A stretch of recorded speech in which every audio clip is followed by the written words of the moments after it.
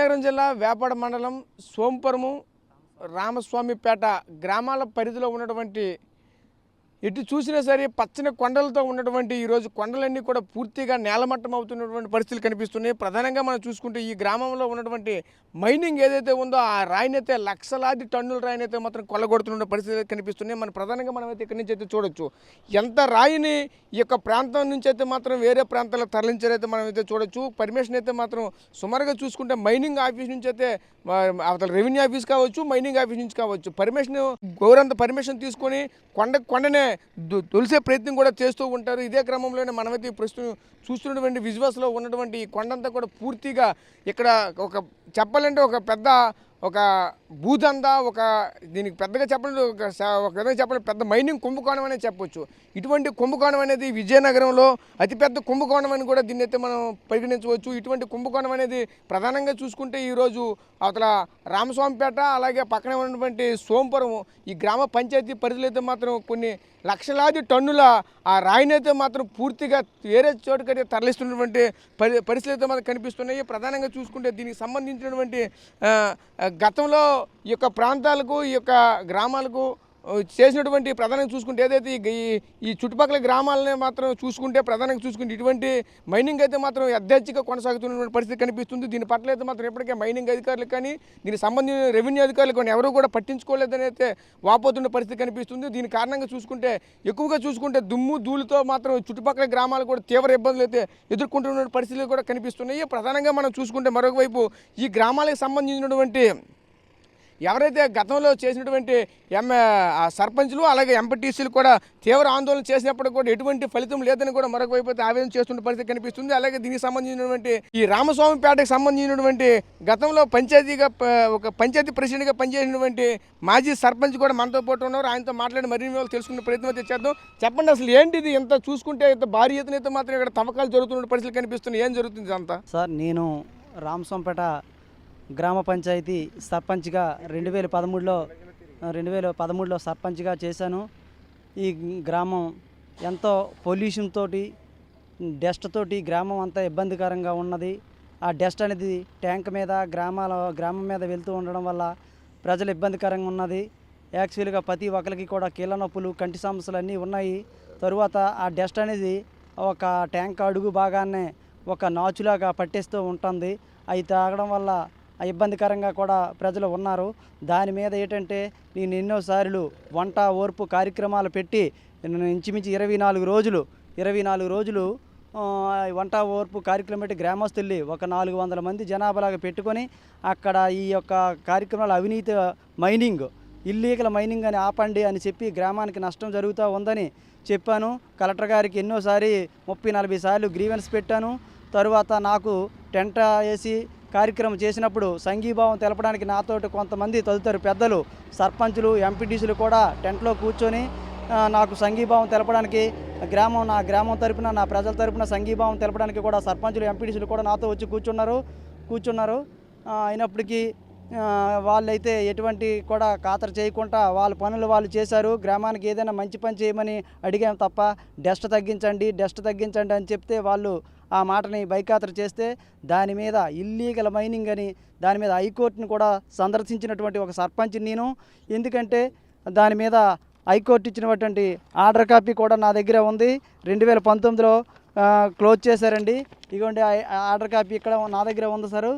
మొన్న కూడా grievance already పెట్టాను. కలెక్టర్ గారు కూడా మైన్స్ వాళ్ళు పిలిపించి అది illegal mining, stop the crushers అని చెప్పారు. అయినప్పటికీ అనాథరైజ్డ్గా రాజకీయ కమిటీల ద్వారా ఏదో గడుపుతూ ఉన్నారు తప్ప నిజాయితీగా వాళ్ళకి లైసెన్సులు కానీ ఎటువంటి పర్మిషన్స్ లేవు. అక్రమంగా పర్మిషన్లకి మించి దొంగగా చేసి వ్యాపారాలు చేస్తూ ఉన్నారు.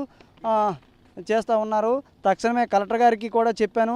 గ్రామం ఈ విధంగా ఇబ్బందిగా ఉంది. 24 రోజులు వంట వరపు చేసి గ్రామస్తులతో 300-400 మందితో ఇచ్చేశాను.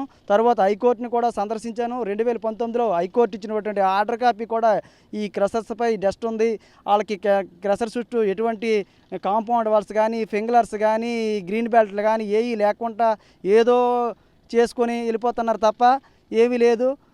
ఇప్పటికైనా సరే కలెక్టర్ గారిని కలిశాను. తక్షణమే ఆ క్రషర్స్ని క్లోజ్ చేయమని చెప్పాను. కలెక్టర్ గారికి కూడా మైన్స్ వాళ్ళకి పిలిపించి నేను దాని మీద మైండ్ సోల్ చేత క్రసరోళ్ళకి నోటీస్ చెప్పి క్లోజ్ చేస్తానని నాకు కలెక్టర్ గారు కూడా మాట ఇచ్చారు. ఆల్రెడీ గడువు అయితే 15 రోజులు అయింది. మళ్ళీ సోమవారం కూడా గ్రీవెన్స్కి వెళ్తాను. మళ్ళీ లేదంటే దీని మీద మళ్ళీ కూడా ఎందుకు కోర్టు ఆర్డరు క్లోజ్ చేయమని స్టాప్ ద క్రషర్స్ అని హైకోర్టు ఇచ్చిన తర్వాత ఎందుకు రన్ అవుతాను, అవసరమైతే కంటెంట్ కూడా వేయడానికి సిద్ధంగా ఉన్నాను. ప్రజల వరకు ప్రజాసేవ కోసం పదవి లేకపోయినా గ్రామం కోసం కష్టపడే సర్పంచ్ అయితే నేను అని ఈరోజు కూడా నేను ఇచ్చేస్తాను. చేతనైతే గ్రామంలోకి వచ్చి ఇండస్ట్రీ వాళ్ళందరినీ కూర్చోబెట్టి రమ్మనండి. ఎవరెవరో ఈ యొక్క సర్పంచ్లు గ్రామానికి ఉపకారం చేయాలని ఏ సర్పంచ్ని అడిగాడా? ఈరోజు కూడా నేను మాజీ సర్పంచ్నైనా గ్రామం కోసం ఈ పొల్యూషన్ మీద కానీ ఇల్లీగల్ మైనింగ్ మీద ఈ క్లోజ్ చేయండి. మా గ్రామాన్ని, మా ప్రజల ఆరోగ్యాలని, మనోభావాలు, ఇబ్బందులు, భయాందోళన చెందుతున్నారు. పేరెళ్ళు వాళ్ళ ముసలి వాళ్ళు, చిన్నపిల్లలు చాలా సమస్యలతో బాధపడుతున్నారు. తక్షణమే ఈ క్రషర్స్ని క్లోజ్ చేస్తారని తక్షణమే మా గ్రామం పట్ల, మా ప్రజల పట్ల మీరు చిత్తశుద్ధి చేసి కలెక్టర్ గారిని కూడా ఈ కలెక్టర్ గారిని కూడా మా గ్రామాన్ని కాపాడమని కూడా మనస్ఫూర్తిగా కోరుకుంటూ, రాజకీయ పెద్దల్ని కూడా ఇటువంటి ఇల్లీగల్ మైనింగ్లకి కొమ్ము కాయొద్దని కూడా మనస్ఫూర్తిగా రాజకీయ కమిటీల్ని కూడా కోరుకుంటాను.